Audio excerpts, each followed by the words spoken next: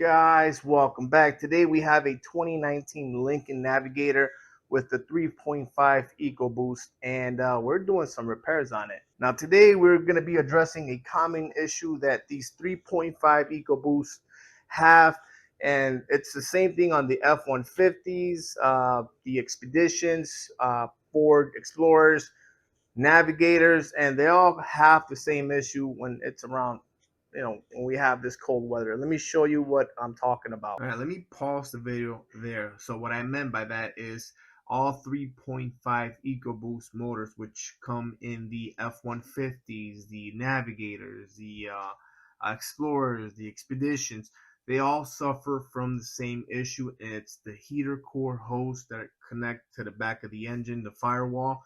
Those unions, they have like plastic fittings, they become brittle and they start leaking. They leak into the turbo, and then you start seeing some smoke coming from your engine bay. So that's what I meant. All right, let me show you what's going on. So this is my buddy's SUV, and he noticed his coolant tank was running low, so he didn't see any obvious leaks till, obviously the cold came in.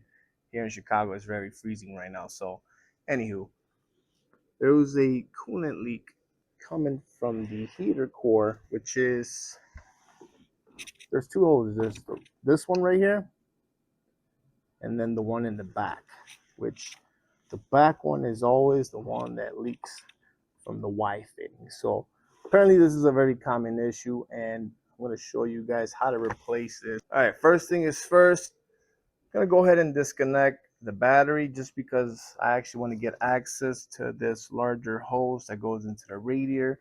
This will be our point where we're going to drain the coolant. So if I take a little bit of stuff off, can make space and direct that coolant into a bucket. That way I don't make a mess. You can also drain it from over there towards the block, but I don't want to do that just because you're going to sling all that coolant into the belt and it's going to be a mess. We don't want to do that. And then once we take this off, I'm also going to make space for the hose. When I take that off, I'm going to take this pipe that goes into the intake just to have more space to work around. And then I'll bring you back. Go ahead and take the battery off.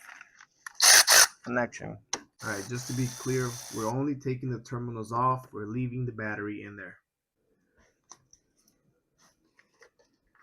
Set that to the side.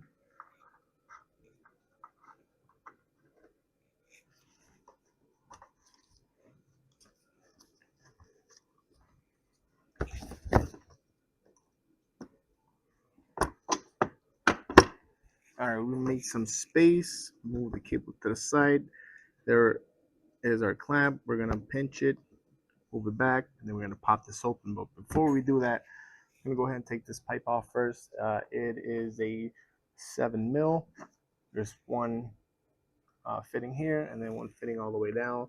You're able to access it, and then we'll pull this off, and then we can start doing the draining. Now we can start the drain process through this upper radiator hose. I have also disconnected the pipe that goes to the air box. It's that 8 mil bolt. I was not able to get to the bottom bolt for this lower pipe, so we're just going to leave it in place. You can still play around with it. There are two 8 millimeter bolts holding a bracket. That's where you can see the heater core hose. You're going to take those off as well. That's going to give us some play and be able to move this heater hose out the way. All right, we got the coolant draining over here. Where's my flashlight? 1 second. Right here. This is our hose. And then bring it up. You're gonna disconnect the hose that goes into the heater core. You're better off just cutting it off because this plastic part is so tricky to get off. So we obviously broke the clip on there to be able to pull it off. So now what I'm gonna do is take that bracket off, like I said, so we can make more space. Where is that bracket right there? See two bolts on them. You see, 1, 2. Take those off so I can kind of wiggle this one of these pipes to the side, and I'm able to remove these lines. But now for these, I think I'm going to disconnect these cables going to the computer, move it to the side.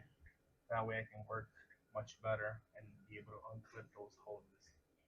right, with the bracket undone here, you're able to move and you can snake the new hose in there. But first, let's go ahead and disconnect this other hose from the water pump auxiliary. Clamp it off and aim it towards that way so the coolant can flow the other direction. And then we can start taking the other hoses. I did disconnect these connectors to make more space.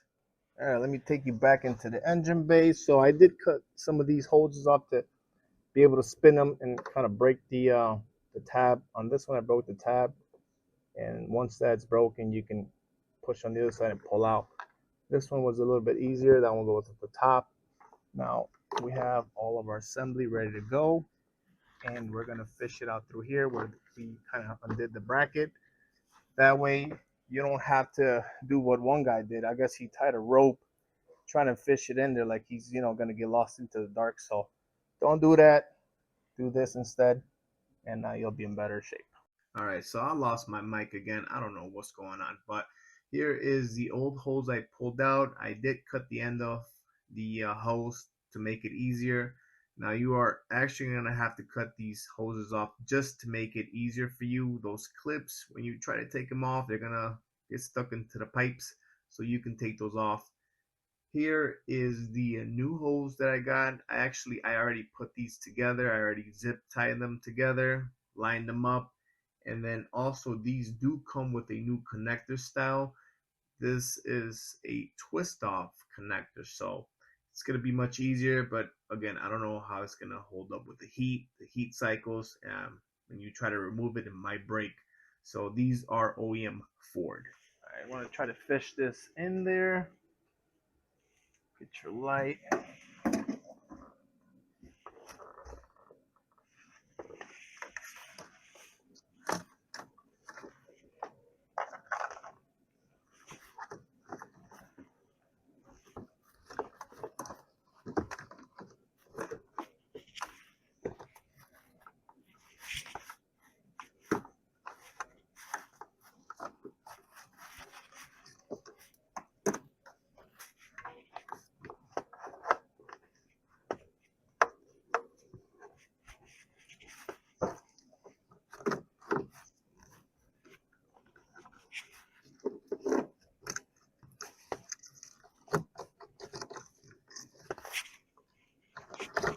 There we go.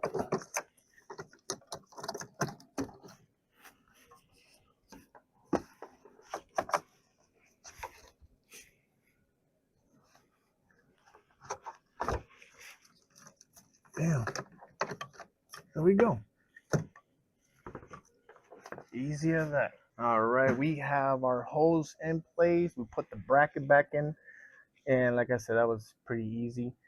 Just getting those connections off the actual lines were a little difficult. But now go ahead and connect everything back.